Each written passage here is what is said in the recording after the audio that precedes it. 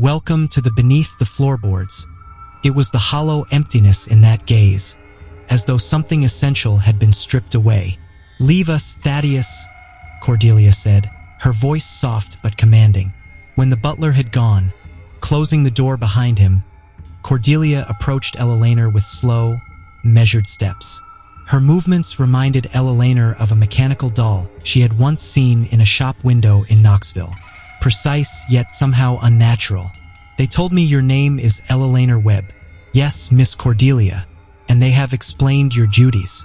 In general terms, miss, I'm to be your personal attendant." A smile touched Cordelia's lips, though it did not reach her eyes. "My personal attendant? Yes, that is what they call it."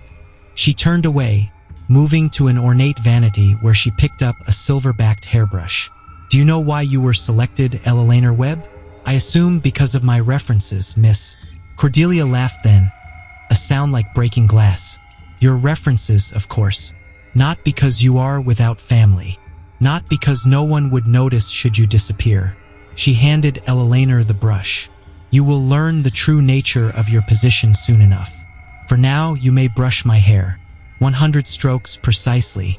Father insists upon it." That first evening at Willow Creek Manor set the tone for Eleanor's strange new life.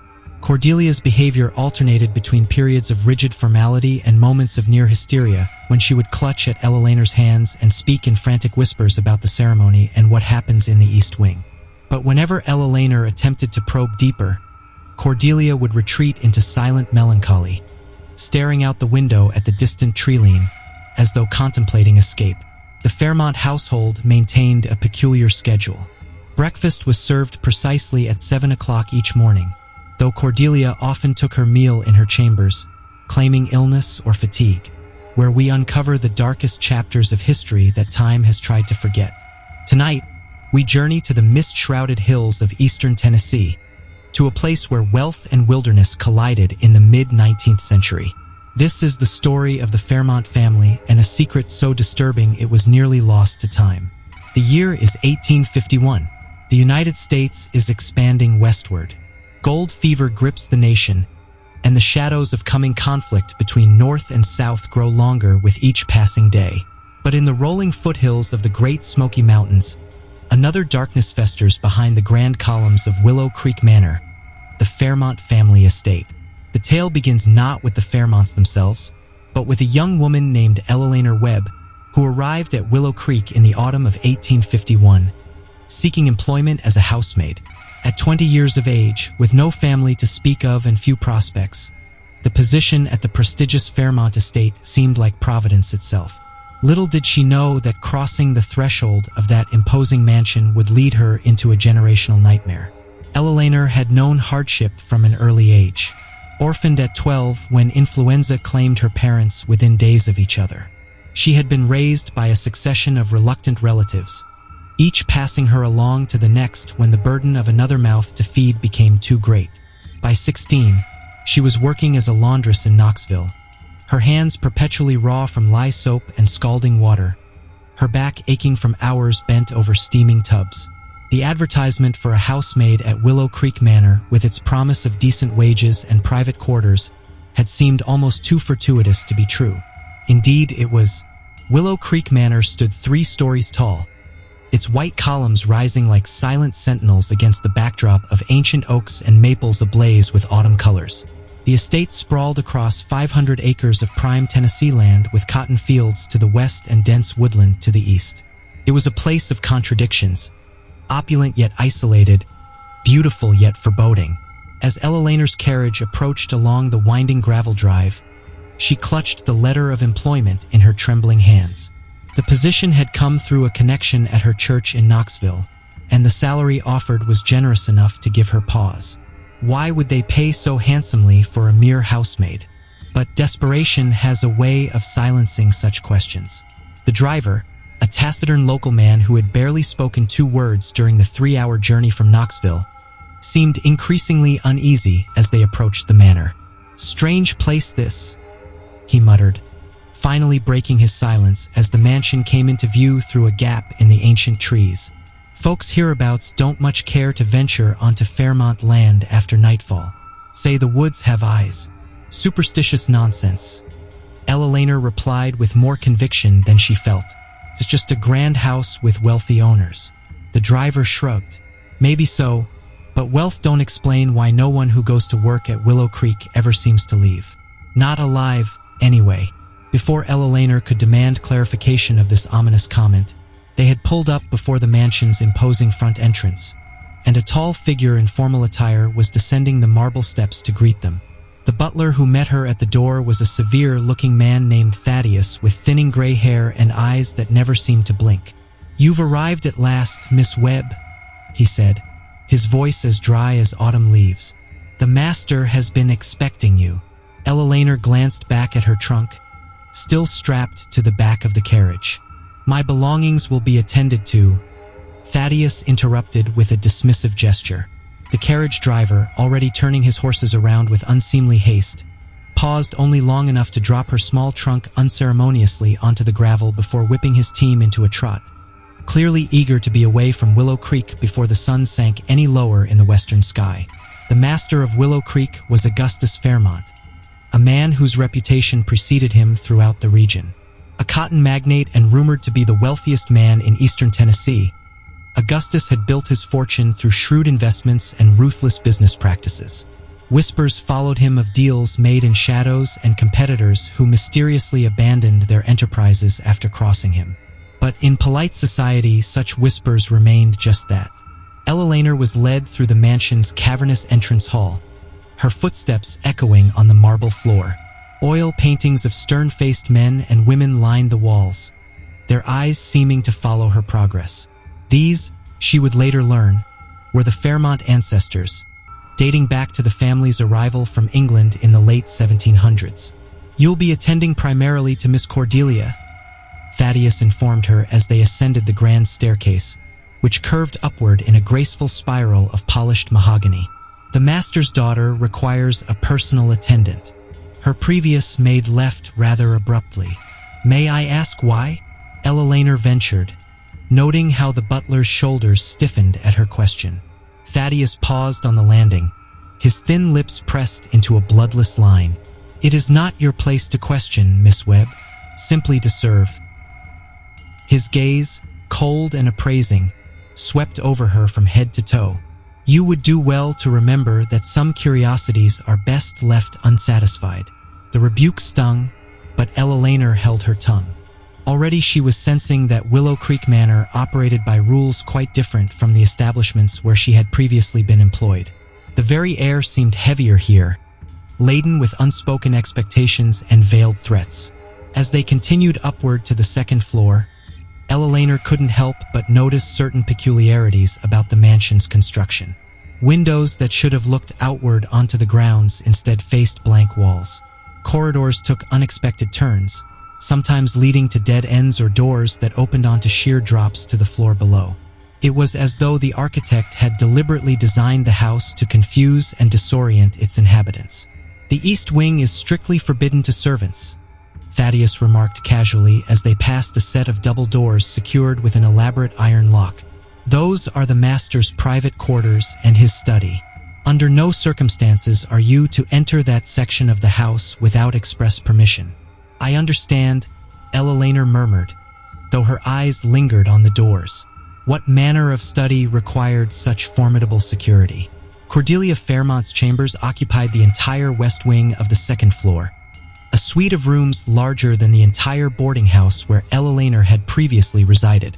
The girl herself was seated at a window seat when Eleanor entered, her back turned, her attention fixed on the distant hills. "Miss Cordelia," Thaddeus announced, "your new lady's maid has arrived." When Cordelia turned, Eleanor had to stifle a gasp. The girl was perhaps 16 or 17 years of age, with porcelain skin and eyes of such a pale blue they seemed almost transparent. But it was not her ethereal beauty that startled Eleanor. It was the hollow emptiness in that gaze, as though something essential had been stripped away. "Leave us, Thaddeus," Cordelia said, her voice soft but commanding. When the butler had gone, closing the door behind him, Cordelia approached Eleanor with slow, measured steps. Her movements reminded Eleanor of a mechanical doll she had once seen in a shop window in Knoxville. Precise, yet somehow unnatural. "They told me your name is Eleanor Webb." "Yes, Miss Cordelia, and they have explained your duties. In general terms, Miss, I'm to be your personal attendant." A smile touched Cordelia's lips, though it did not reach her eyes. "My personal attendant? Yes, that is what they call it." She turned away, moving to an ornate vanity where she picked up a silver-backed hairbrush. "Do you know why you were selected, Eleanor Webb?" "I assume because of my references, Miss." Cordelia laughed then, a sound like breaking glass. "Your references, of course. Not because you are without family. Not because no one would notice should you disappear." She handed Eleanor the brush. "You will learn the true nature of your position soon enough. For now, you may brush my hair. 100 strokes precisely. Father insists upon it." That first evening at Willow Creek Manor set the tone for Eleanor's strange new life. Cordelia's behavior alternated between periods of rigid formality and moments of near hysteria, when she would clutch at Eleanor's hands and speak in frantic whispers about the ceremony and what happens in the East Wing. But whenever Eleanor attempted to probe deeper, Cordelia would retreat into silent melancholy, staring out the window at the distant tree-line, as though contemplating escape. The Fairmont household maintained a peculiar schedule. Breakfast was served precisely at 7 o'clock each morning, though Cordelia often took her meal in her chambers, claiming illness or fatigue. Luncheon was a solitary affair for each member of the household, with trays delivered to their respective locations. Only dinner, served at exactly 8 o'clock each evening, brought the family together in the formal dining room with its towering ceilings and massive chandelier that cast more shadows than light. Augustus Fairmont himself remained an elusive figure during Eleanor's first week at the estate. She caught glimpses of him, a tall figure striding purposefully down a corridor or a silhouette in the library, bent over ledgers by lamplight. The household staff spoke of him in hushed tones, their conversations falling silent whenever Eleanor approached. Mrs. Bellamy, the cook, was perhaps the most forthcoming, though even she measured her words carefully. "The master keeps to himself," she told Eleanor on her third day as they stood in the cavernous kitchen with its copper pots and massive hearth. "Has done since the missus passed." "Miss Cordelia's mother?" Eleanor asked, seizing the opportunity to learn more about the family. Mrs. Bellamy nodded, her plump hands busy with the bread dough she was kneading. "Passed 16 years ago, just after the little one was born. Childbed fever, they said," though she trailed off, glancing around as though fearful of being overheard despite the empty kitchen. Though Eleanor prompted, "Nothing." The cook slammed the dough down with unexpected force. "Nothing at all. Just mind yourself around the master, girl. Don't go asking questions that ain't your business to know the answers to." She wiped her floury hands on her apron. "And whatever you do, don't go wandering at night. This house, it changes after dark." Such cryptic warnings only intensified Eleanor's curiosity about her new employers. During her rare free hours, she explored as much of the mansion as was permitted to her, discovering odd architectural features that defied explanation. Hidden passages behind bookcases, rooms that seemed larger inside than their external dimensions should allow, and windows that showed different vistas depending on the time of day.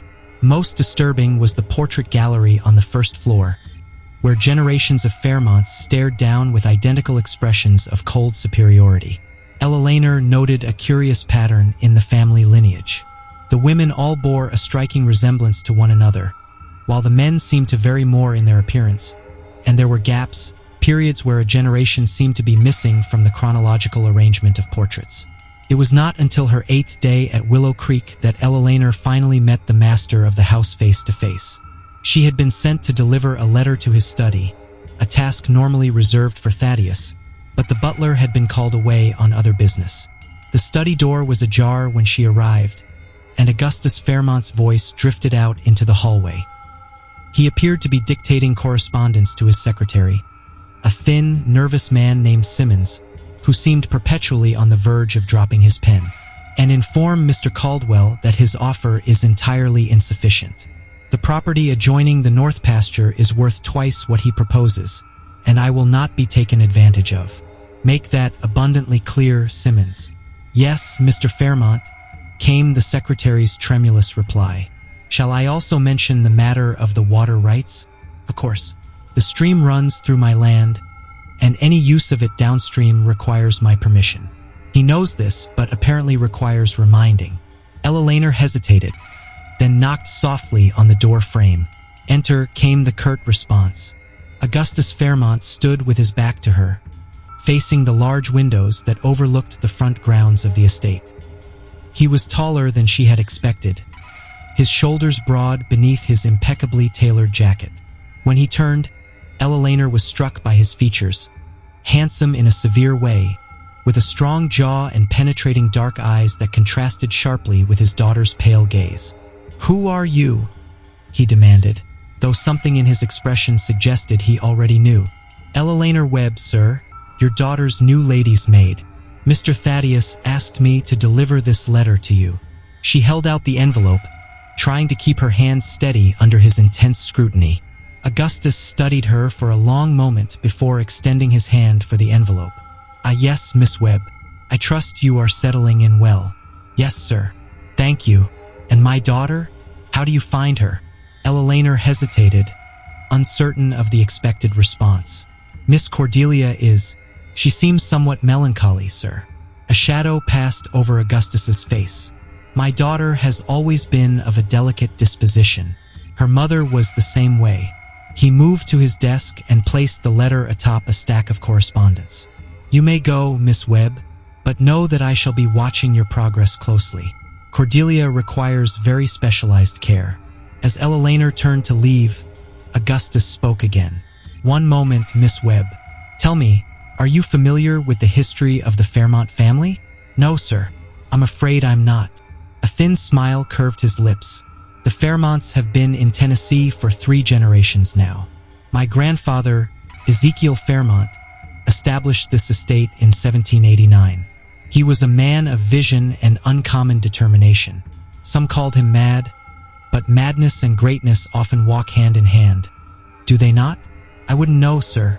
"No, I suppose you wouldn't." Augustus turned back to the window. "The Fairmont bloodline is unique, Miss Webb. We do what must be done to preserve it. Remember that."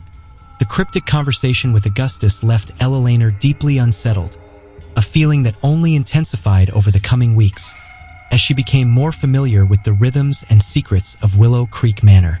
The household staff was small for an estate of such size. Besides Thaddeus, there were only the cook, Mrs. Bellamy, 2 groundskeepers who rarely entered the main house, and a stern-faced housekeeper named Mrs. Winters. None had been employed at Willow Creek for less than 15 years, and all seemed bound by unspoken knowledge that they refused to share. Eleanor's primary duty was attending to Cordelia, which involved assisting with her toilette, arranging her hair, selecting her garments, and providing companionship during her lessons and leisure hours. The girl's education was overseen by a series of tutors who came to the manor 3 times weekly, an arrangement Augustus insisted upon despite its inconvenience, as he refused to send his daughter away to school. "Father says the outside world would not understand me," Cordelia explained one afternoon as Eleanor arranged her hair for dinner, "that I am too special, too precious to be exposed to common society."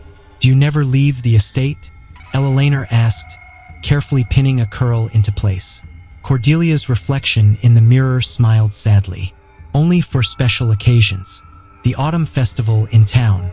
Sometimes Christmas services at the church. Always with Father at my side. Always returned before nightfall."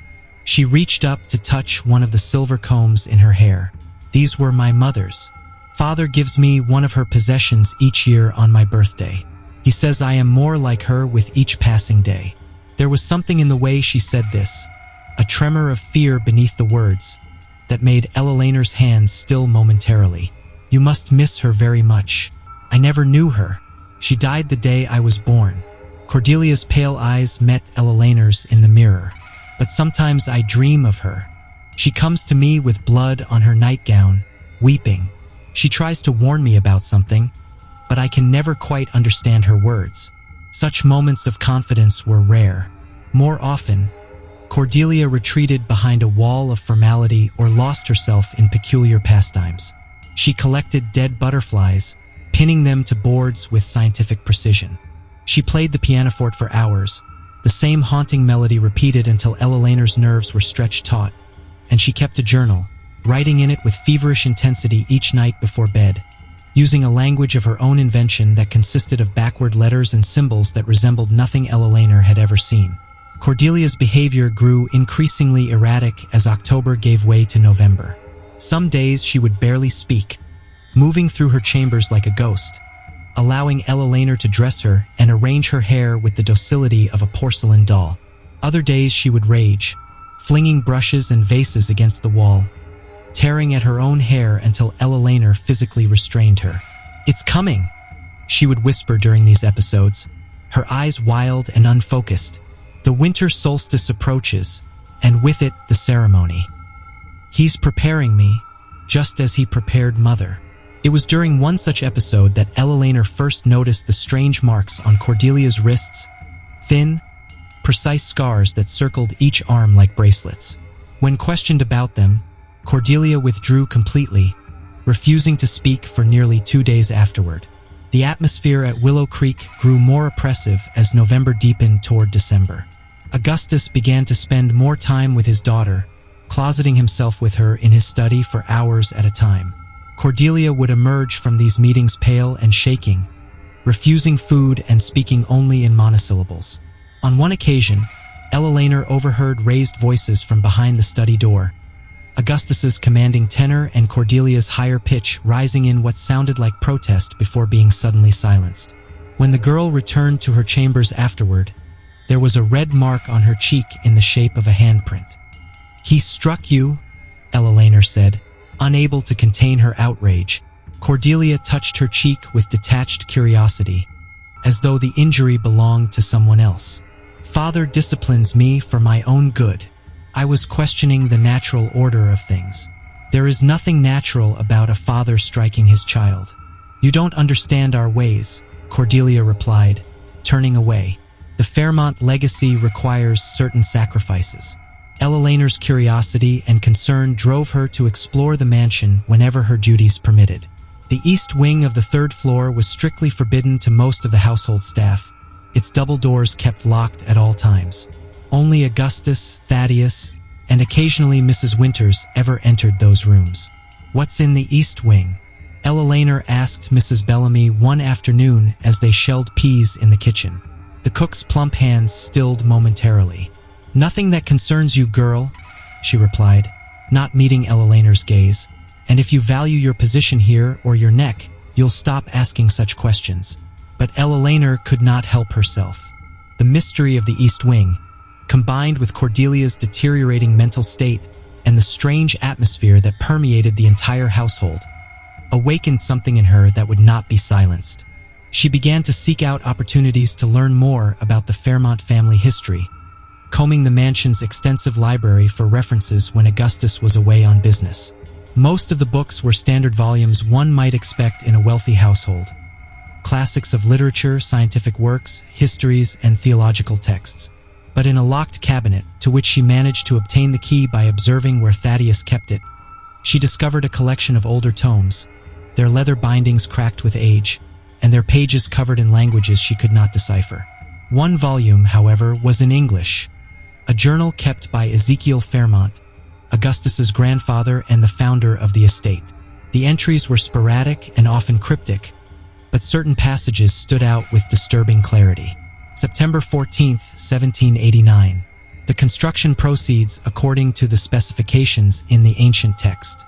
The foundation stones have been laid at the precise alignments to capture the celestial energies. The local laborers are suspicious, especially after the incident with the stillborn calves, but money silences most concerns. December 21st, 1789. Tonight marks the culmination of my life's work. Rebecca is prepared, though she understands little of the true significance of the ceremony. The sacrifice has been selected, a Cherokee girl captured in the woods. Her blood will consecrate the altar, and the union that follows will plant the seed of the next generation. If the texts are correct, My lifespan shall be extended by 30 years, and the child born of tonight will carry the power in her veins. June 17th, 1790. Rebecca's belly swells with new life. The signs are promising. The child quickened precisely on the vernal equinox, and the birthmarks on Rebecca's shoulders have begun to form the pattern described in the grimoire. I have administered the prescribed tinctures to ensure the child is female, as the ritual requires. A male offspring would be useless for our purposes. Eleanor read these entries with growing horror, struggling to comprehend their implications. Was it possible that this ceremony Cordelia feared involved some kind of ritualistic sacrifice? And what was the union Ezekiel Fairmont described? Her unease deepened when she discovered a family Bible in the library, its pages meticulously annotated with births, marriages, and deaths. The pattern she found there confirmed her worst suspicions. Ezekiel Fairmont had married his own daughter Rebecca when she turned 16, a union recorded in the Bible, but certainly not in any official church records. Their daughter, Constance, had similarly been wed to her father when she came of age, and Cordelia, now approaching her 17th birthday, seemed destined for the same fate. Such arrangements were not unheard of in certain remote communities or among isolated families where madness and depravity festered unchecked by society. But the Fairmonts were not ignorant hill folk. They were educated, wealthy, respected members of Tennessee society. How could such abominations have continued for 3 generations without exposure? The answer, Eleanor realized with a chill, lay in the family's power and isolation. Willow Creek Manor was a world unto itself, its occupants bound by shared secrets and perhaps by fear. The household staff, long-serving and fiercely loyal to Augustus, would never betray what they knew. And if any outsider ever stumbled upon the truth, there were 500 acres of wilderness surrounding the estate where a body might never be found. One night in late November, when a fierce storm rattled the windows of Willow Creek Manor, and the household retired early, Eleanor seized her opportunity. She had observed Thaddeus collecting a ring of keys from a drawer in his quarters each morning and returning them each night. With the household asleep and the thunder masking any sound of her movements, she slipped into the butler's room and located the key ring. The storm had knocked out several of the oil lamps that usually illuminated the mansion's corridors, forcing Eleanor to navigate by the intermittent flashes of lightning that streaked across the sky. Each boom of thunder made her jump, convinced that she had been discovered. But the tempest proved a blessing in disguise, covering the creak of floorboards and the rasp of the key in the lock. When she finally reached the double doors to the forbidden east wing, her heart pounding in her chest, Eleanor made her way through the darkened corridors of the mansion, a single candle lighting her path. The grand staircase creaked beneath her feet as she ascended to the 3rd floor, and twice she froze at sounds that might have been footsteps, but proved to be merely the settling of the old house. The double doors to the east wing loomed before her, their carved surfaces depicting scenes from classical mythology. Zeus and his many conquests, Eleanor realized with a shiver. It took 3 attempts to find the correct key, and when the lock finally turned with a heavy click, she nearly lost her nerve entirely. Beyond the doors stretched a long corridor lined with doors. Unlike the rest of the mansion, which was decorated in the height of contemporary fashion, this wing seemed frozen in time. The wallpaper was faded, the carpet worn thin in places, as though this section of the house belonged to an earlier era. The air felt different here, heavier, with an underlying scent that reminded Eleanor of the time she had visited a medical college in Knoxville and observed the preservation of anatomical specimens. Metallic, chemical, with an underlying sweetness that caught at the back of the throat. Eleanor tried the first door on her right and found what appeared to be a child's nursery, though it clearly had not been used for many years. A rocking horse gathered dust in one corner, and a small bed with yellowing linen stood against the far wall. What struck her as odd, however, were the heavy iron rings mounted to the bedposts with chains coiled neatly beneath the frame. On a small table beside the bed lay an assortment of glass bottles containing powders and liquids of various colors. Labels affixed to the bottles bore handwritten notes. For night terrors, 3 drops in warm milk to ensure docility during preparation. 1 teaspoon every 6 hours. In case of resistance, caution. May cause temporary paralysis. The next room contained nothing but bookshelves, their contents unlike any library Eleanor had ever seen. Ancient-looking tomes bound in cracked leather stood alongside newer volumes, their spines bearing titles in languages she could not identify. One book lay open on a reading stand, its pages covered in strange symbols and diagrams of the human body, with particular attention paid to the female reproductive system. Margin notes in different hands, 3 distinct scripts that must have belonged to Ezekiel, his son, and Augustus himself, annotated the text with observations and refinements to whatever procedures were described therein. The most recent additions, in what Eleanor recognized as Augustus's precise handwriting, referred repeatedly to adjustments for Cordelia's temperament and preparations to begin at the new moon. A corner cabinet in this room stood unlocked, revealing an array of instruments that combined the worst aspects of surgical tools and torture devices. Clamps, specula, needles of varying thickness, and items whose purpose Eleanor could not begin to guess. All were meticulously clean, arranged on velvet-lined trays as though in preparation for use. It was the third room that brought Eleanor's exploration to a horrified halt. Unlike the others, this chamber was clearly in current use. Candles stood ready in sconces along the walls, and a massive stone altar dominated the center of the room. The altar's surface was stained dark in places, and carved into its side were words in Latin: sanguis et semen, vita, blood and seed, new life. Around the altar, a circle had been painted on the floor in what looked disturbingly like dried blood, with symbols similar to those in the book positioned at cardinal points. Chains with manacles hung from the ceiling directly above the altar, their purpose unmistakable. A smaller table near the altar held ritual implements: a silver dagger with an ornately carved handle, a chalice of tarnished gold, vials of liquids in various hues, and a leather-bound book that appeared to be a guide or script for the ceremony Eleanor had heard Cordelia mention with such terror. As thunder shook the very foundations of the house, Eleanor forced herself to approach this book, driven by the desperate hope that she had misinterpreted everything she had seen thus far. Perhaps this was merely some obscure religious practice, strange, but ultimately harmless. The pages dispelled any such comforting delusion.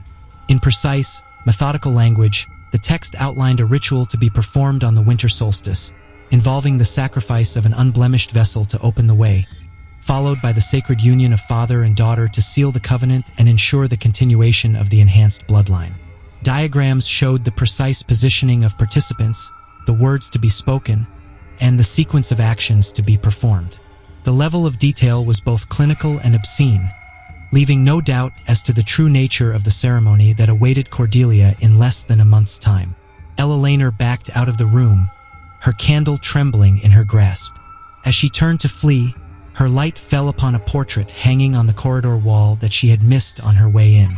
It showed a young woman who bore a striking resemblance to Cordelia, the same pale eyes and delicate features, though her clothing belonged to an earlier era, perhaps the 1820s. Beneath the portrait, a small plaque read, "Constance Fairmont, beloved wife of Augustus Fairmont, 1819 to 1835. With growing horror, Eleanor realized the woman in the portrait could not possibly be Augustus's wife in the conventional sense. She would have been only 16 at the time of her death, and Augustus himself appeared to be in his 40s now in 1851. Unless, the implications crashed over Eleanor like a wave of ice water. Constance had not been Augustus's wife, but his daughter, just as he was both Cordelia's father and her intended bridegroom. The pattern laid out in Ezekiel's journal and in the family Bible was not some metaphorical arrangement, but a literal cycle of incestuous unions persisting through 3 generations and now poised to continue with Cordelia. And the purpose, extended life, enhanced bloodlines, suggested a belief in some form of dark magic or forbidden science that used these unnatural unions to achieve its ends.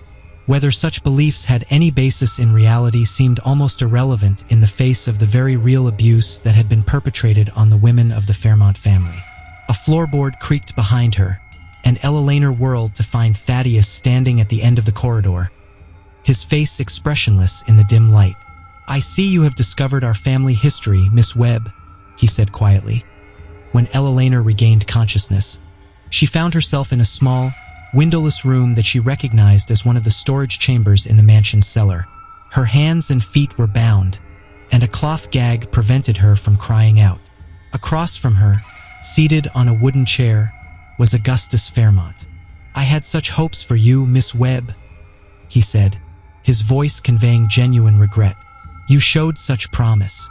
Intelligent, observant, qualities I admire, but your curiosity has proven to be your downfall." He leaned forward, his face catching the light from a single oil lamp. "You've seen enough to form questions, but not enough to understand. Perhaps I owe you an explanation before the end." Augustus rose and began to pace the small confines of the cellar room, his tall figure casting elongated shadows on the stone walls. Despite her terror, Eleanor noted the fluidity of his movements, the vitality that seemed at odds with a man of his years. His face, now that she studied it more closely, showed fewer lines than one would expect of a man in his 5th decade of life. The Fairmont legacy began not with wealth, but with knowledge. My grandfather, Ezekiel Fairmont, was more than a simple pioneer. He was a scholar of the occult, a seeker of forbidden wisdom. In England, his studies had brought him to the attention of authorities, both secular and religious, forcing him to flee to the American colonies. Augustus's voice took on the cadence of a lecture, as though he had delivered this explanation before, perhaps to Cordelia as part of her preparation for what awaited her. Here in the wilderness, he discovered something remarkable. Ancient knowledge preserved by certain native tribes, knowledge that aligned with his own European studies. The key to extended life, Miss Webb. Not immortality, but something approaching it. Augustus paused, studying Eleanor's expression. "I see the disbelief in your eyes. Understandable, but consider, my grandfather lived to the age of 93, when most men of his generation perished in their 50s or 60s. My father reached 87, and I, at 47, am told I have the constitution of a man of 30.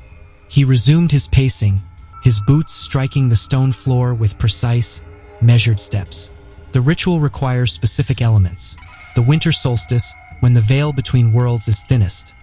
A sacred space, which we have maintained in the East Wing for 3 generations. And, most importantly, a vessel of the practitioner's own blood.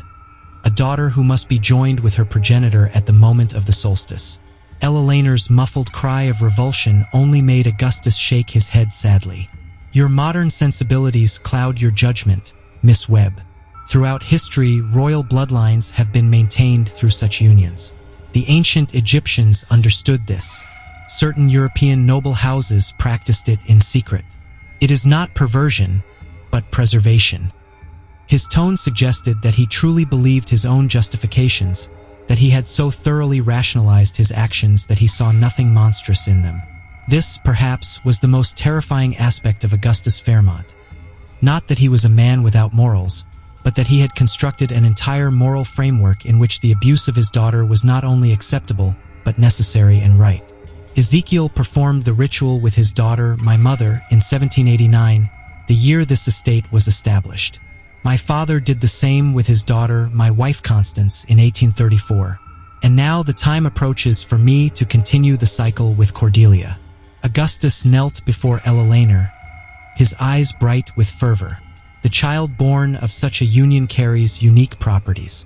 The female offspring, and it is always female, inherits the extended lifespan and becomes the vessel for the next generation. The ritual must be repeated every 3rd generation to maintain its efficacy. He stood once more, smoothing the front of his waistcoat with fastidious attention. Cordelia understands her duty, though she struggles with it, as did her mother before her. It is not an easy burden to bear, but it is necessary for the continuation of our line. Eleanor's mind raced, searching for some way to reason with this man, who had clearly abandoned reason long ago. She tried to communicate with her eyes what she could not say through the gag, to appeal to whatever remnant of paternal love might still exist in his heart. Augustus seemed to read her thoughts. "You think me a monster, a father who would harm his child. But you fail to understand that I am securing her future, her place in a lineage of power that stretches back centuries and will extend forward for centuries more. In time, she will take her own daughter as I have taken her, and the cycle will continue unbroken." The casual way he described this perpetual chain of abuse made Eleanor's stomach heave. If she had not been gagged, she would have vomited from sheer horror. You, Miss Webb, have forced my hand. I had intended for you to serve as Cordelia's companion after the ceremony, to help her through the difficult months of pregnancy. Your lack of family connections made you ideal. No one to ask uncomfortable questions about your whereabouts or the child's parentage. But now Augustus moved toward the door. Rest assured, your sacrifice will not be without purpose. There are preparatory rituals that require a life's blood. You will contribute to the Fairmont legacy after all, Miss Webb. Just not in the manner I had originally intended. With those chilling words, Augustus left Eleanor alone in the darkness of the cellar, the single oil lamp guttering as the door closed behind him. For 3 days, Eleanor remained imprisoned in the cellar room, given just enough water and bread to keep her alive. Her only human contact came in the form of brief visits from Thaddeus, who removed her gag to allow her to eat, but refused to speak to her or acknowledge her pleas. During these endless hours of solitude, Eleanor's mind cycled through terror, despair, and finally a cold determination. If she were to die in this place, she would not do so without attempting to save Cordelia from her father's twisted plans. The girl might be too indoctrinated to save herself, but that did not absolve Eleanor of the moral obligation to try. She tested her bonds repeatedly, searching for any weakness, any opportunity for escape. The ropes were professionally tied, but Eleanor had spent years doing laundry, and her hands, though delicate in appearance, possessed surprising strength. By working her wrists back and forth against the rough hemp, she managed to create a small amount of slack. Not enough to free herself, but enough to give her hope that it might eventually be possible. On what she estimated to be the evening of the 3rd day, the cellar door opened to reveal not Thaddeus, but Mrs. Winters, the housekeeper. "Be silent if you wish to live," the older woman whispered, moving quickly to untie Eleanor's bonds. "There isn't much time. The household is occupied with preparations for tomorrow night's ceremony." "Why are you helping me?" Eleanor asked, rubbing her chafed wrists as the ropes fell away. The skin was raw and bleeding in places, but the pain was trivial compared to the relief of freedom. Mrs. Winters's stern face showed a moment of anguish. "I was once like you, brought to this house for my lack of connections. I survived by making myself indispensable, by pretending ignorance of what occurs in the East Wing. But I cannot stand by and watch another young woman sacrificed.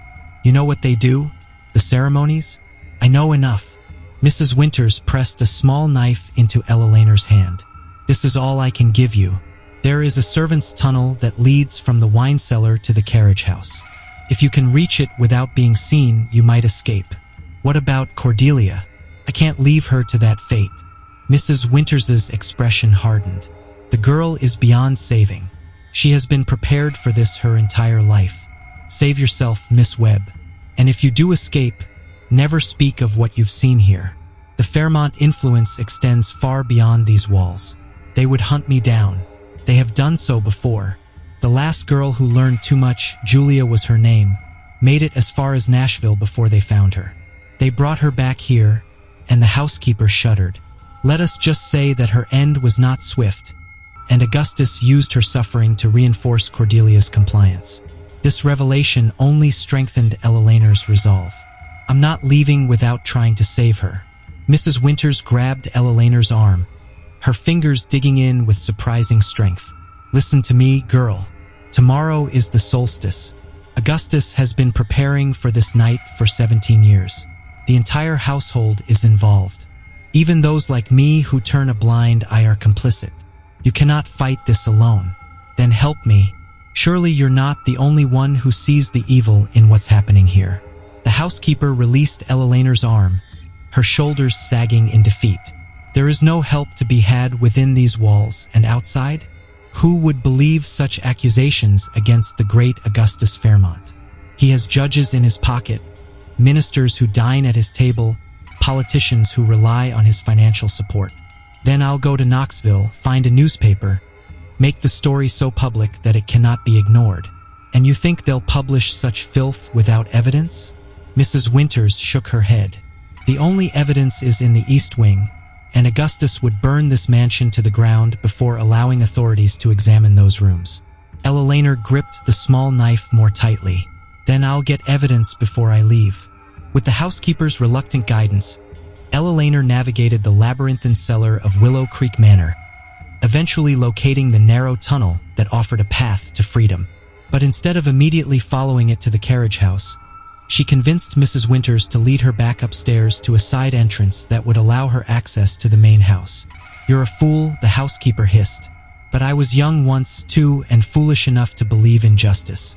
She pressed a ring of keys into Eleanor's hand. "These will open most doors in the house. If you're caught, I never helped you." Eleanor nodded, understanding that this was as much assistance as she could expect. "Thank you. Don't thank me yet. You're still more likely to die in this house than to save anyone." With those parting words, Mrs. Winters disappeared down the servants' corridor, leaving Eleanor alone with her desperate plan. The mansion was eerily quiet as Eleanor crept through its shadowy halls. Most of the household had retired early, conserving their energy for the following night's ceremony. Even the usual creaks and groans of the old house seemed muted, as though the very structure were holding its breath in anticipation. Eleanor made her way to the library first, locating the family Bible she had examined earlier. Tearing out the pages that documented the incestuous marriages would provide at least some evidence, though hardly enough to convince skeptics. She needed more. The ritual book from the East Wing, perhaps, or some of the correspondence she had glimpsed in Augustus's study that referred to the preparations in less guarded terms. The study was locked, but one of Mrs. Winters's keys fit the door. Inside, Eleanor found what she sought: a desk drawer containing letters from Ezekiel Fairmont to his son, and later from Augustus's father to Augustus himself, detailing the ritual requirements and passing down the family's twisted traditions. During these endless hours of solitude, Eleanor's mind cycled through terror, despair, and finally a cold determination. If she were to die in this place, she would not do so without attempting to save Cordelia from her father's twisted plans. The girl might be too indoctrinated to save herself, but that did not absolve Eleanor of the moral obligation to try. She tested her bonds repeatedly, searching for any weakness, any opportunity for escape. The ropes were professionally tied, but Eleanor had spent years doing laundry, and her hands, though delicate in appearance, possessed surprising strength. By working her wrists back and forth against the rough hemp, she managed to create a small amount of slack. Not enough to free herself, but enough to give her hope that it might eventually be possible. On what she estimated to be the evening of the third day, the cellar door opened to reveal not Thaddeus, but Mrs. Winters, the housekeeper. "Be silent if you wish to live," the older woman whispered, moving quickly to untie Eleanor's bonds. "There isn't much time. The household is occupied with preparations for tomorrow night's ceremony." "Why are you helping me?" Eleanor asked, rubbing her chafed wrists as the ropes fell away. The skin was raw and bleeding in places, but the pain was trivial compared to the relief of freedom. Mrs. Winters's stern face showed a moment of anguish. "I was once like you, brought to this house for my lack of connections. I survived by making myself indispensable, by pretending ignorance of what occurs in the East Wing. But I cannot stand by and watch another young woman sacrificed. You know what they do? The ceremonies? I know enough." Mrs. Winters pressed a small knife into Eleanor's hand. "This is all I can give you. There is a servant's tunnel that leads from the wine cellar to the carriage house. If you can reach it without being seen, you might escape. What about Cordelia? I can't leave her to that fate." Mrs. Winters's expression hardened. "The girl is beyond saving. She has been prepared for this her entire life. Save yourself, Miss Webb. And if you do escape, never speak of what you've seen here. The Fairmont influence extends far beyond these walls. They would hunt me down. They have done so before. The last girl who learned too much, Julia was her name, made it as far as Nashville before they found her. They brought her back here, and the housekeeper shuddered. Let us just say that her end was not swift, and Augustus used her suffering to reinforce Cordelia's compliance. This revelation only strengthened Eleanor's resolve. I'm not leaving without trying to save her." Mrs. Winters grabbed Eleanor's arm, her fingers digging in with surprising strength. Listen to me, girl. Tomorrow is the solstice. Augustus has been preparing for this night for 17 years. The entire household is involved. Even those like me who turn a blind eye are complicit. You cannot fight this alone. Then help me. Surely you're not the only one who sees the evil in what's happening here. The housekeeper released Eleanor's arm, her shoulders sagging in defeat. There is no help to be had within these walls, and outside? Who would believe such accusations against the great Augustus Fairmont? He has judges in his pocket, ministers who dine at his table, politicians who rely on his financial support. Then I'll go to Knoxville, find a newspaper, make the story so public that it cannot be ignored. And you think they'll publish such filth without evidence? Mrs. Winters shook her head. The only evidence is in the East Wing, and Augustus would burn this mansion to the ground before allowing authorities to examine those rooms. Eleanor gripped the small knife more tightly. Then I'll get evidence before I leave. With the housekeeper's reluctant guidance, Eleanor navigated the labyrinthine cellar of Willow Creek Manor, eventually locating the narrow tunnel that offered a path to freedom. But instead of immediately following it to the carriage house, she convinced Mrs. Winters to lead her back upstairs to a side entrance that would allow her access to the main house. You're a fool, the housekeeper hissed. But I was young once, too, and foolish enough to believe in justice. She pressed a ring of keys into Eleanor's hand. These will open most doors in the house. If you're caught, I never helped you. Eleanor nodded, understanding that this was as much assistance as she could expect. Thank you. Don't thank me yet. You're still more likely to die in this house than to save anyone. With those parting words, Mrs. Winters disappeared down the servants' corridor, leaving Eleanor alone with her desperate plan. The mansion was eerily quiet as Eleanor crept through its shadowy halls. Most of the household had retired early, conserving their energy for the following night's ceremony. Even the usual creaks and groans of the old house seemed muted, as though the very structure were holding its breath in anticipation.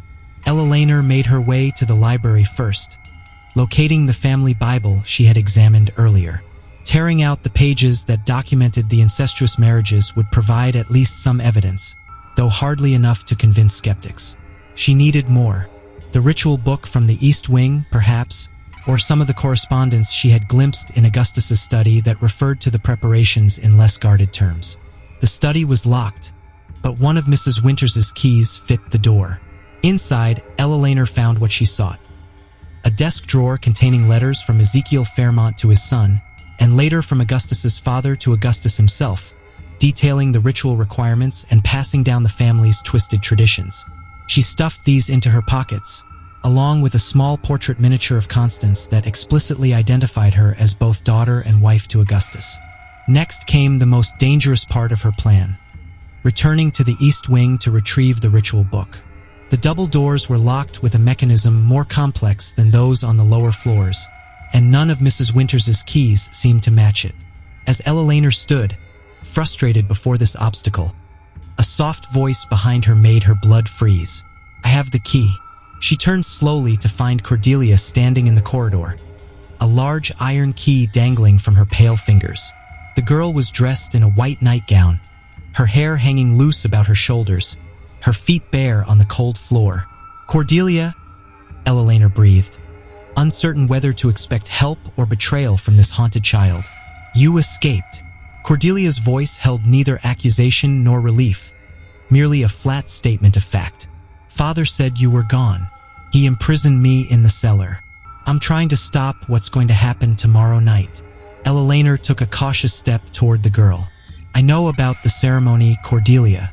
I know what your father intends to do to you." "With me," Cordelia corrected, her tone mechanical. "Not to me, but with me. I am the vessel, as my mother was before me and her mother before her. That's what they've told you. But it's wrong. What they're doing, what they've done for generations, it's not just immoral. It's criminal." Cordelia tilted her head, regarding Eleanor with those unsettling pale eyes. "Criminal? Perhaps by the laws of men. But we serve older laws, deeper truths." She held up the key. "Do you want this?" "Yes." I need evidence to show the authorities, to stop this cycle once and for all. And you think mere papers will achieve this? Words on a page. A smile touched Cordelia's lips, sad and knowing beyond her years. My great-grandfather survived being denounced as a witch in England. My grandfather bribed judges and silenced accusers. My father has built a fortress of wealth and influence that no mere scandal could penetrate. Despite these discouraging words, Cordelia stepped forward and placed the key in Eleanor's hand. But I will help you try because I am tired, Eleanor. So very tired. Together they entered the forbidden wing, Cordelia leading the way with the confidence of one who had been there many times before. In the ritual chamber, she went directly to the leather-bound book on the small table and handed it to Eleanor. This is what you seek. The Fairmont grimoire, compiled by Ezekiel and expanded by each generation. It contains not just the ritual instructions, but the philosophical justifications, the genealogical records, the documented results of each ceremony. Eleanor took the book with trembling hands. Why are you helping me? You said yourself that exposure is unlikely to stop your father. Cordelia moved to the altar, running her fingers along its stained surface. Because I have seen what becomes of the vessels after they have served their purpose. My mother died giving birth to me, but before that, she endured years of experiments, attempts to enhance the properties of her blood to strengthen the efficacy of the ritual. She turned to face Eleanor, and for the first time, genuine emotion animated her features. Not fear or sadness, but cold, implacable anger. They keep journals, clinical records of each procedure, each refinement to the process. I found my mother's medical diary when I was 12. 273 treatments over 7 years, each one documented in my father's precise handwriting. The progressive degradation of her mind and body, noted with the detachment of a scientist observing a laboratory specimen. Eleanor felt sick, and that's what awaits you after tomorrow night. Yes, until I have produced a daughter to continue the cycle. Then I become expendable, a used vessel to be discarded once my purpose is fulfilled. Cordelia's voice remained steady, though her hands had clenched into fists at her sides. I have been prepared to accept this fate my entire life. But in recent months, I have begun to question whether the Fairmont legacy is worth preserving at such a cost. It isn't, Eleanor said firmly. No legacy is worth the suffering of innocent women across generations. Perhaps not. Cordelia moved toward the door. Take what you need and go. I will ensure that no one comes to this wing before morning. Come with me, Eleanor urged, extending her hand toward the girl. We can both escape this place. Cordelia shook her head slowly. There is no escape for me, Eleanor. Don't you understand? This is my purpose, my destiny. It's not destiny. It's abuse, Eleanor insisted, taking a step toward her. Your father, what he plans to do, it's monstrous. My father does what must be done, Cordelia replied mechanically, as though reciting words she had heard countless times. The Fairmont bloodline must continue. I am the vessel. Listen to yourself. These aren't your words. They've twisted your mind since childhood to accept this abomination. For a moment, something flickered in Cordelia's pale eyes. A spark of the girl she might have been under different circumstances. But then her expression hardened. You know nothing of our ways, Eleanor Webb, nothing of the power that flows through our veins. She raised her arm, pointing back toward the mansion. Father, she's here. The prisoner is escaping. Eleanor didn't wait to see if her call had been heard. With a last anguished look at Cordelia, both victim and betrayer, she plunged into the darkness of the forest. For hours, Eleanor stumbled through the Tennessee wilderness, guided only by the stars and her desperate need to put distance between herself and Willow Creek Manor. The stolen documents were secured inside her bodice, the weight of them against her skin a constant reminder of her purpose. The knife Mrs. Winters had given her remained clutched in her hand, though she had encountered nothing more threatening than startled deer and the occasional raccoon. By dawn, she had reached a rutted dirt road that she hoped would lead to civilization.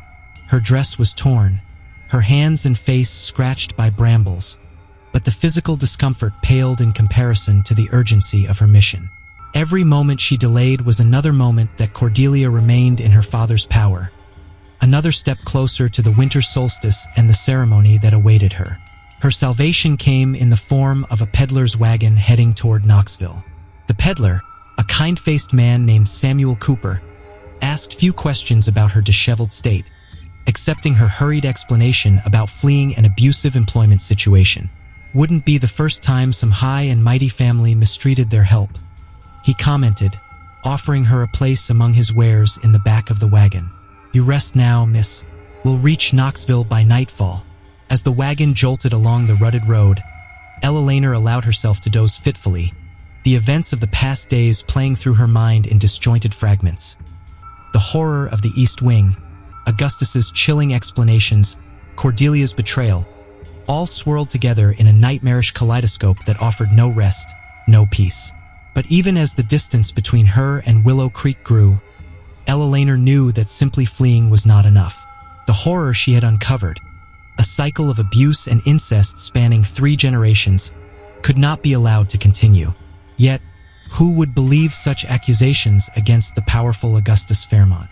And even if they did, would justice ever pierce the protective shield of wealth and influence that surrounded him? In Knoxville, Mr. Cooper directed her to a modest boarding house run by a widow named Mrs. Abernathy, who took one look at Eleanor's condition and asked no questions beyond whether she could pay a week's lodging in advance. With the small amount of money she had carried with her to Willow Creek, Eleanor secured temporary shelter. That night, exhausted but unable to sleep, Eleanor made a decision. If conventional justice was beyond reach, she would find another way to stop the Fairmont cycle of horror. With trembling hands, she began to write, documenting everything she had seen and learned during her time at Willow Creek Manor. By morning, she had filled 12 pages with her careful script, creating a comprehensive account that named names, cited dates, and described in precise detail the abuses she had witnessed and the greater horrors planned for Cordelia's future.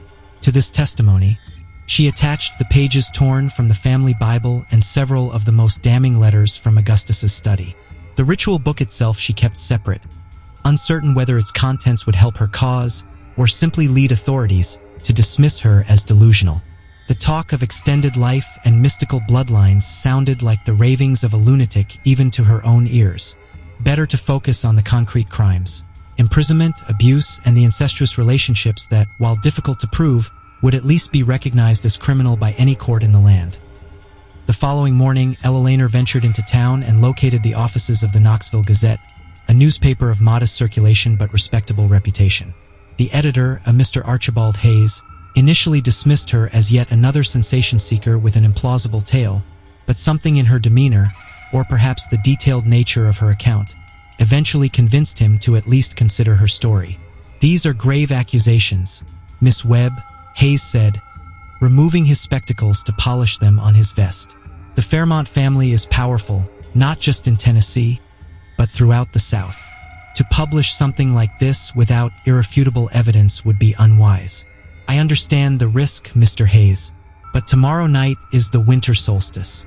If nothing is done, Cordelia Fairmont will be subjected to unspeakable violation, continuing a cycle that has persisted for 3 generations.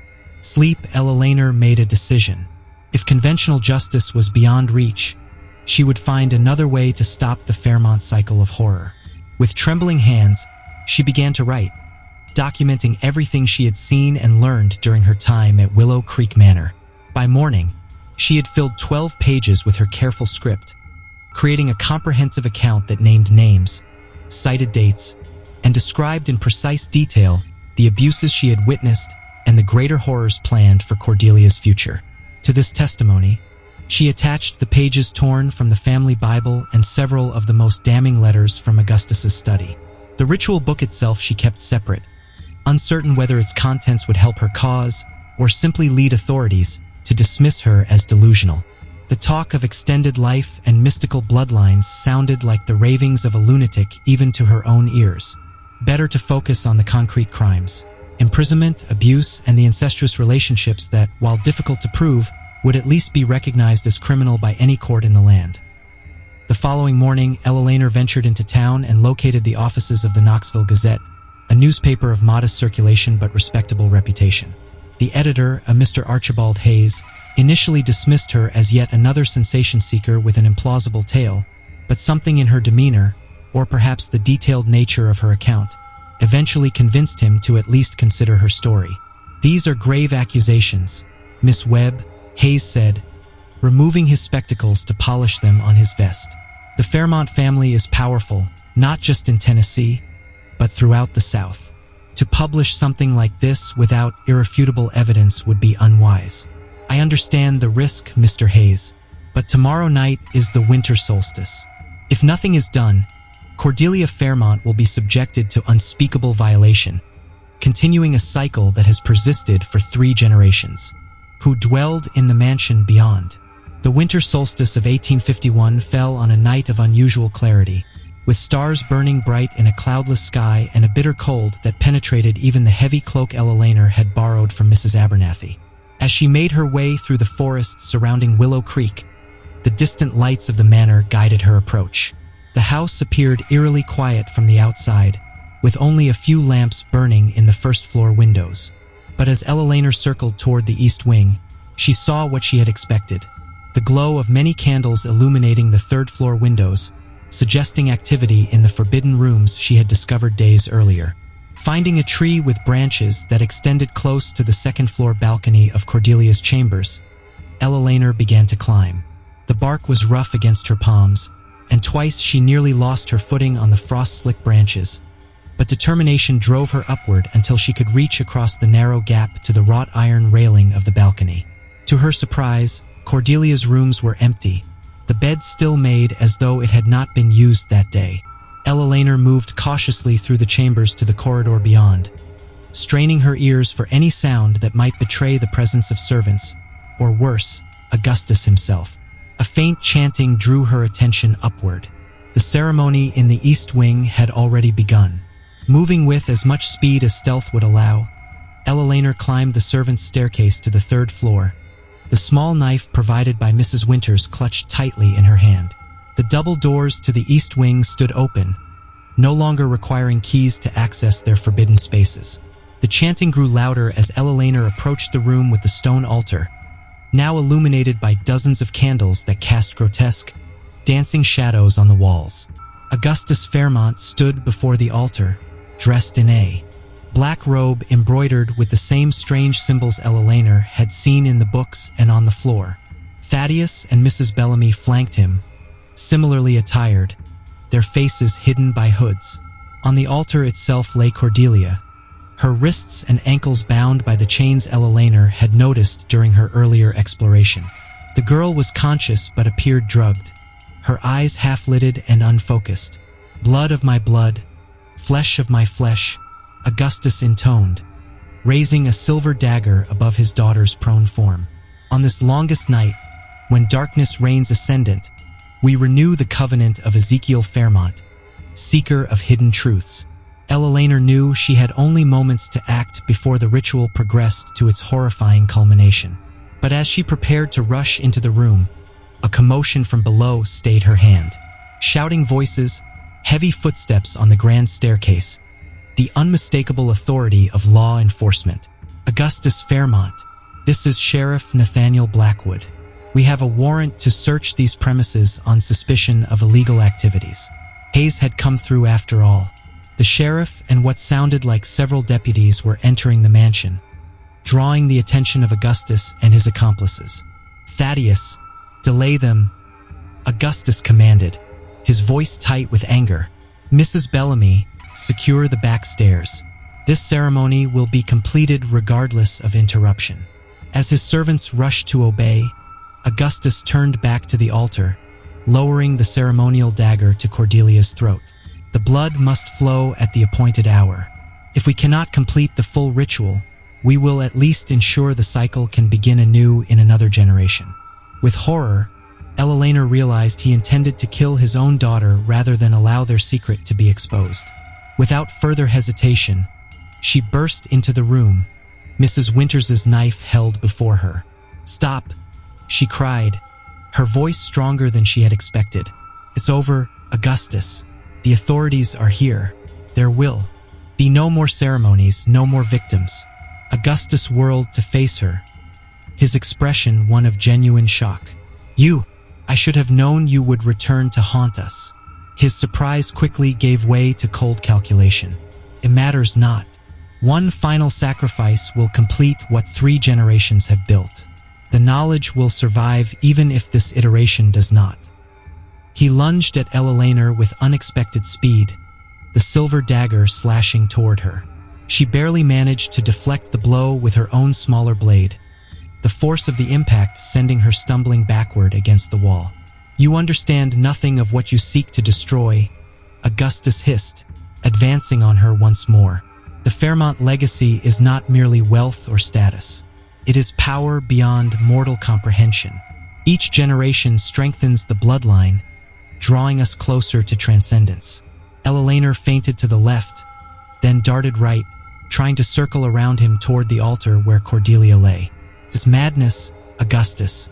Generations of abuse disguised as mystical purpose. Madness? Is extended life madness? Is power over life and death itself madness? He gestured toward a cabinet against the far wall. In that chest are documents dating back to 1680, my grandfather's grandfather in England, who discovered the first fragments of this knowledge. For nearly 2 centuries, the Fairmont line has cultivated what lesser men would call impossible. The sound of struggle echoed from below, Thaddeus apparently encountering resistance from the sheriff and his men. Augustus glanced toward the door, his moment of distraction giving Eleanor the opening she needed. She lunged forward, not at Augustus, but toward the altar, bringing her knife down on the chains that bound Cordelia's right wrist. The rusted metal parted more easily than she had expected, prompting a curse from Augustus as he realized her intent. As he rushed toward her, Eleanor managed to free Cordelia's second wrist before he reached them, his dagger slashing across her shoulder in a burning line of pain. Cordelia, run, Eleanor gasped, staggering under the force of Augustus's attack. But Cordelia remained motionless on the altar, her eyes now fully open, but vacant, as though her mind had retreated to some unreachable place. She will not flee, Augustus said with grim satisfaction. She has been prepared since birth for this night. The herbs in her tea have rendered her docile, and a lifetime of conditioning ensures her obedience. Eleanor backed away, clutching her bleeding shoulder, searching desperately for some advantage. Her gaze fell upon the circle of symbols painted on the floor around the altar, the focus of Augustus's ritual. With sudden inspiration, she dropped to her knees and began to scrape at the painted symbols with her knife, defacing the carefully drawn patterns. No! Augustus roared, genuine fear in his voice for the first time. The circle must remain unbroken. He grabbed her by the hair, yanking her backward with such force that her head struck the stone floor, sending stars exploding across her vision. Through the haze of pain, Eleanor saw Augustus dragging her toward the altar, his intention clear. She would be the sacrifice if Cordelia could not fulfill her role. With the last of her strength, she drove her small blade upward, burying it to the hilt in Augustus's thigh. He howled in agony, releasing her to clutch at his wounded leg. Blood poured between his fingers, dark and copious, staining the floor and the broken circle of symbols. Blood on the solstice, Augustus gasped, his face contorted with pain and desperate triumph. The ritual may yet be salvaged, but even as he spoke, the chamber door burst open to reveal Sheriff Blackwood and 3 deputies, their revolvers drawn, expressions of shocked disbelief on their faces as they took in the scene before them. The altar, the symbols, the bleeding man in ceremonial robes, and the 2 young women, one bound and drugged, the other wounded but defiant. Dear God in heaven, the sheriff breathed. Hayes spoke of unnatural practices, but this, Augustus Fairmont straightened as much as his injured leg would allow, his aristocratic bearing returning even in defeat. Sheriff Blackwood, I trust you have a valid warrant for this intrusion into a private religious observance. Religious observance, Blackwood repeated incredulously. Mr. Fairmont, I see evidence of kidnapping, imprisonment, and what appears to be attempted murder, not to mention." His gaze moved to Cordelia, still lying passive on the altar. "Other crimes too abhorrent to name." "You see what your limited understanding permits you to see," Augustus replied, his voice regaining its customary smoothness, despite the pain he must have been experiencing. "The Fairmont legacy spans centuries and continents. This brief interruption is meaningless in the larger tapestry." "Be that as it may," the sheriff said, nodding to his deputies. "You'll be explaining your religious observances to a judge."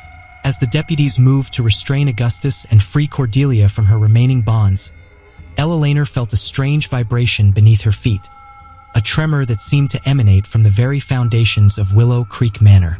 "What is happening?" Sheriff Blackwood demanded as candlesticks toppled and plaster dust drifted down from the ceiling. Augustus Fairmont smiled, a chilling expression of satisfaction despite his circumstances. "The blood has been spilled. The hour is correct. The circle is broken, yes, but some power remains. The house itself was built upon a foundation of sacrifice. It knows what is owed." With growing horror, Eleanor realized that the tremors were intensifying, the ancient mansion groaning like a living thing in pain or hunger. Cracks appeared in the walls of the ritual chamber, spreading with unnatural speed like veins. Beneath the skin. "We need to leave," she urged, struggling to her feet and moving to Cordelia, who remained motionless on the altar despite being freed from her bonds. "Now." The whole structure is becoming unstable. Sheriff Blackwood hesitated only briefly before nodding to his men. "Get everyone out, quickly." Eleanor slipped her arm around Cordelia's waist, helping the drugged girl to stand. "Come on, Cordelia. We have to go." Cordelia's eyes focused briefly on Eleanor's face. "Too late," she whispered. "The house hungers. It will have its sacrifice." As they half-dragged Cordelia toward the exit, Augustus made no attempt to resist his captors, his eyes fixed on Eleanor with an unsettling combination of hatred and respect. "You think this ends here?" he said softly as they passed. "But the Fairmont legacy will endure. Blood calls to blood across generations and centuries. What has been set in motion cannot be so easily stopped." The evacuation of Willow Creek Manor proceeded with increasing urgency as the tremors worsened, sections of ceiling collapsing and furniture sliding across tilting floors. By the time they reached the relative safety of the front lawn, the east wing of the third floor was visibly crumbling, flames mysteriously erupting from the windows of the ritual chamber they had just fled. Staff members emerged from various exits, confused and frightened, gathering in stunned silence to watch the destruction of the grand house. Thaddeus and Mrs. Bellamy were among them, both now in custody of the sheriff's deputies, their ceremonial robes exchanged for manacles. Mrs. Winters stood apart from the others, her face expressionless as she watched the home that had been her prison for decades begin to collapse.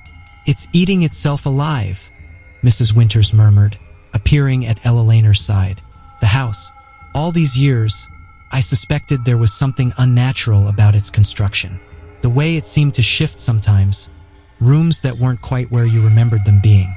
As if in confirmation of her words, the central portion of the mansion suddenly collapsed inward with a roar like some massive beast in its death throes.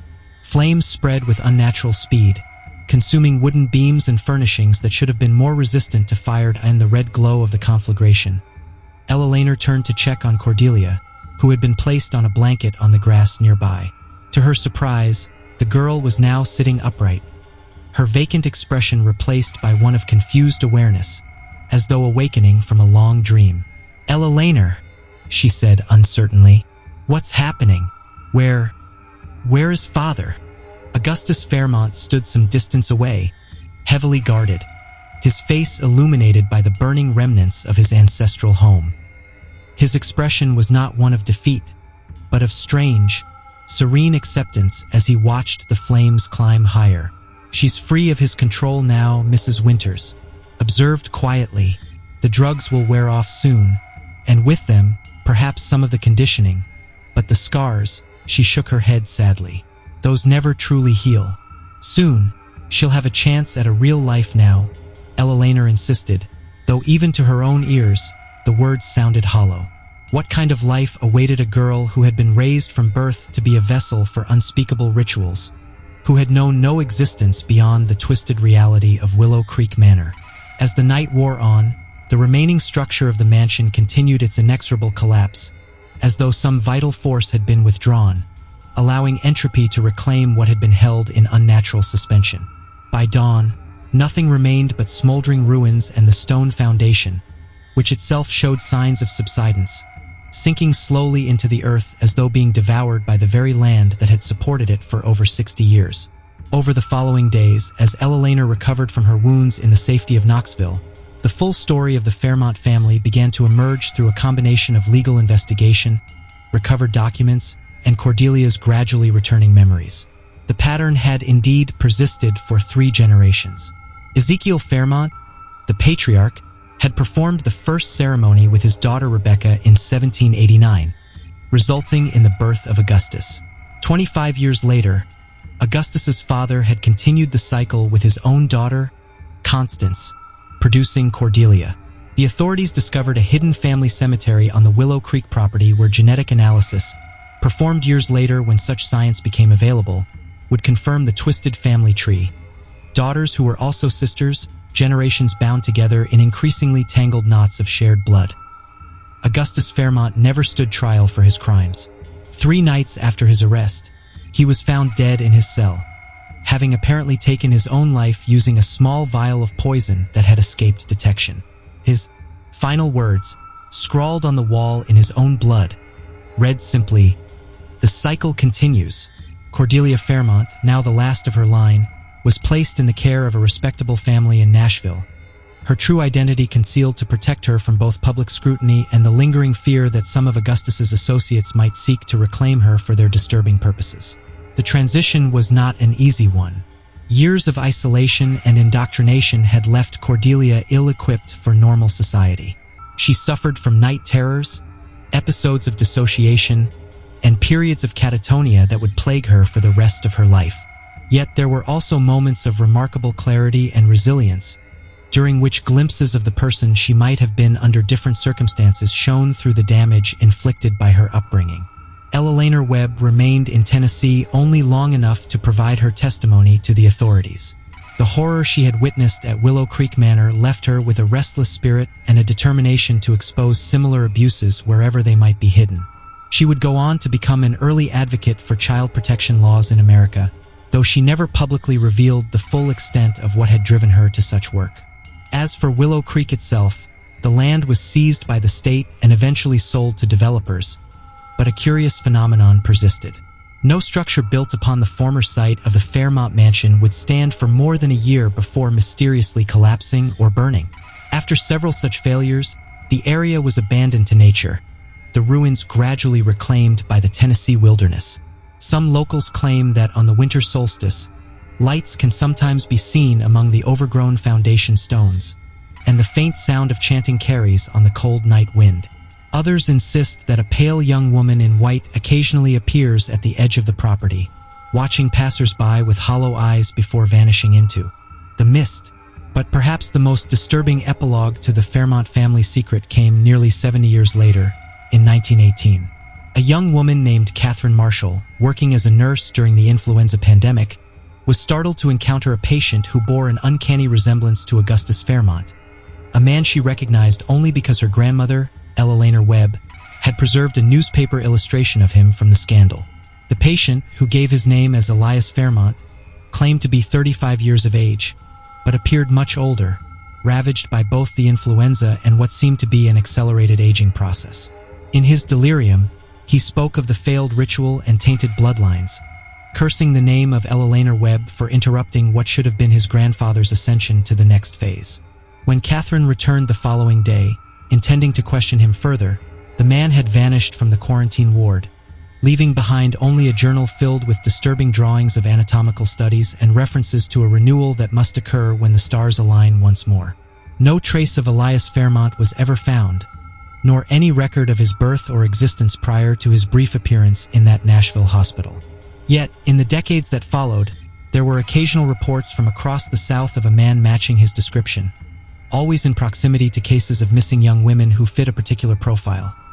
Orphaned or abandoned, without family connections, vulnerable.in 1943, a researcher at Vanderbilt University stumbled upon an unusual document while cataloging papers from a recently deceased collector of occult materials.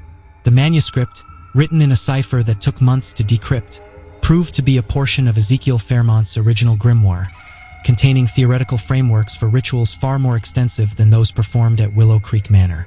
According to these writings, the ceremonies conducted by the Fairmont family were merely preparatory steps toward a greater working that would require the blood of 3 generations united in sacred union to open the gate that separates mortal flesh from immortal essence. The researcher, Dr. James Holloway, became obsessed with tracing the Fairmont lineage and determining whether any branches of the family had survived to continue their disturbing practices. His investigations led him through Tennessee, Kentucky, and finally to a remote area of the Ozarks, where local legends spoke of a reclusive family whose patriarch never seemed to age. Holloway's final communication, a letter to his department chair, indicated that he had located what he believed to be descendants of the Fairmont line, living under an assumed name. The resemblance to the daguerreotypes of Augustus is uncanny, he wrote. I have secured an invitation to their home on the pretext of purchasing certain rare volumes they are rumored to possess. I will report my findings upon my return. Dr. Holloway never returned to Vanderbilt. A search party found his abandoned automobile on a logging road some 20 miles from the nearest town, but no trace of the man himself. Local authorities, familiar with the treacherous terrain and the numerous abandoned mine shafts that pockmarked the region, concluded that he had likely met with an accident while hiking to his destination. The true fate of Dr. Holloway, like so many threads in the Fairmont tapestry, remains unknown. But his research notes, preserved in the university archives, contain one particularly chilling observation. If the Fairmont theories regarding blood and extended life have any basis in reality, then Augustus, or some version of him, could still be alive today, appearing perhaps 50 or 60 years of age. And if the cycle has continued in secret, we may be approaching the culmination of what Ezekiel described as the Great Work, a ritual spanning 7 generations that reaches completion in the mid-20th century.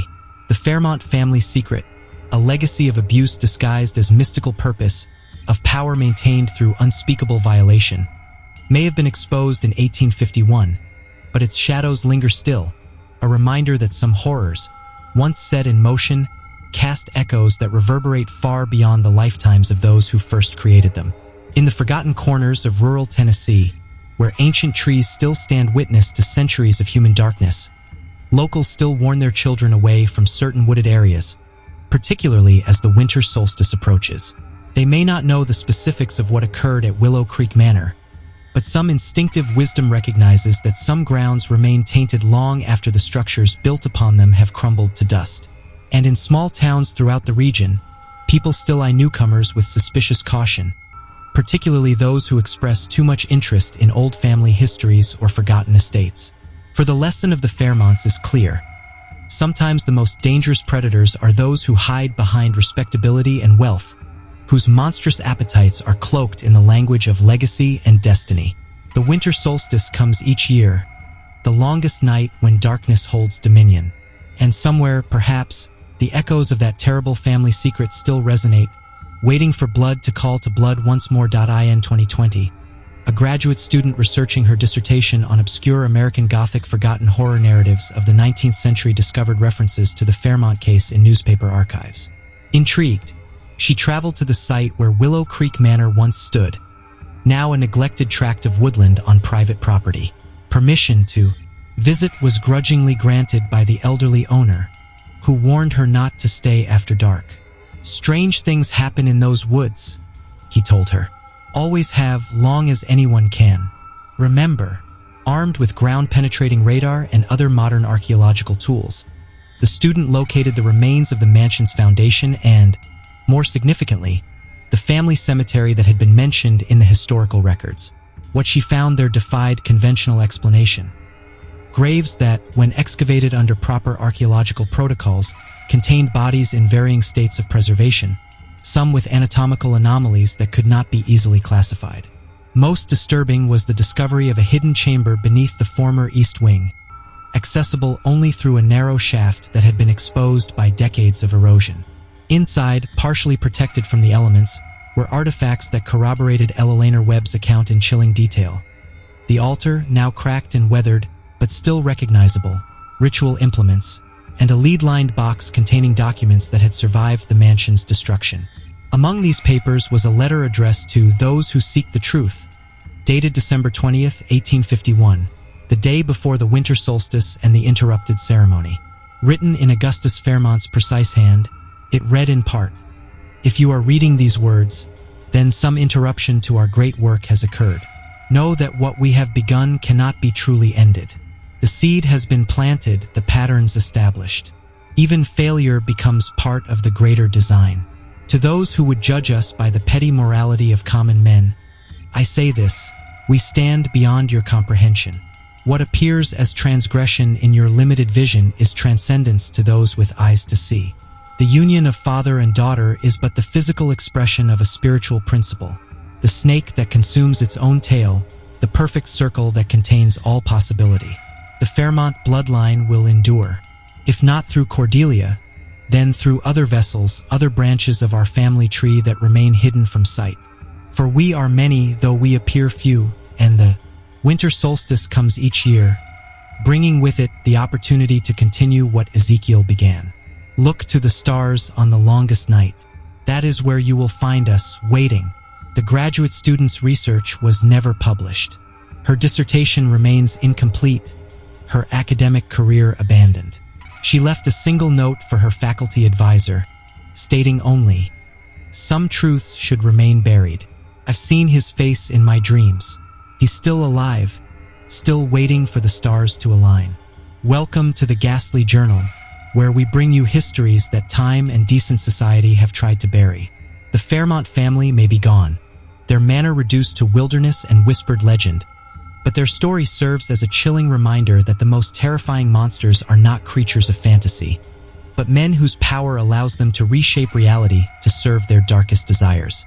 Sleep well, dear viewers, and perhaps check your family tree for branches that seem unnaturally intertwined.